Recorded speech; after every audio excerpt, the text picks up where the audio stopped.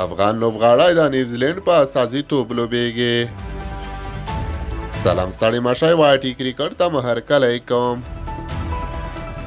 په خټه افغان الاصله کرکټر رحمان حکمت شروع کېدونکي د 19 کلنو نړیوال جام کې د نیوزیلینډ 19 کلنې لوبډلې غړی و، خو د ټاپونو له امله د یاد جام څخه بهر شو. پرون یې د خپل پلرني هیواد افغانستان ځوانانو سره ملاقات وکړ او ورسره خدای پاماني وکړه. رحمان حکمت 19 کلن دی، خو د مهاجرت په دور کې په کوزه پښتونخوا پېښور کې پیدا شوی دی. دغه ځوان لوبغاړی په ښي لاس توپ وهنه کوي او په ښي لاس د راشد خان په څېر لیګ بریک توپ اچونه کوي. رحمان حکمت وایي کله چې زه لوبډلې ته راغلم ما د افغان ټولنې د ملاتړ ډیری پیغامونه ترلاسه کړل. دا زما لپاره یوه لویه خبره ده چې د دوی استازیتوب وکړم.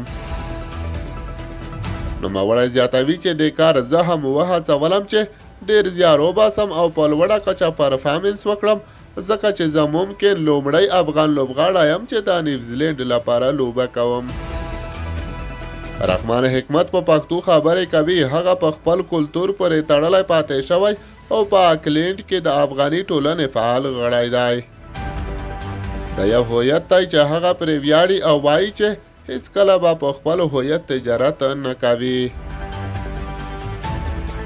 باید یادونه وشي چې د 2024 کال 19 کلنو نړیوال جام د 14 هیوادونو په ګډون د سویلي افریقا په کوربتوب نن د جنورۍ په 19 نیټه پیلیږي.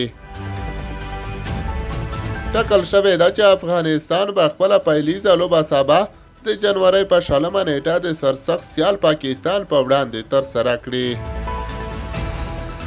د 19 کلونو په نړیوال جام کې 14 لوبډلې په 4 ګروپونو ویشل شوي دي چې په هر ګروپ کې 4 لوبډلې شتون لري. افغانستان، پاکستان، نیوزیلینډ او نیپال په یو ګروپ کې شامل دي چې وروسته به له هر یو ګروپ څخه د پوینټونو او رنز ریټ په اساس 2 مخکښې لوبډلې سوپر 8 یا 8 غوره لوبډلې ته لار پیدا کوي.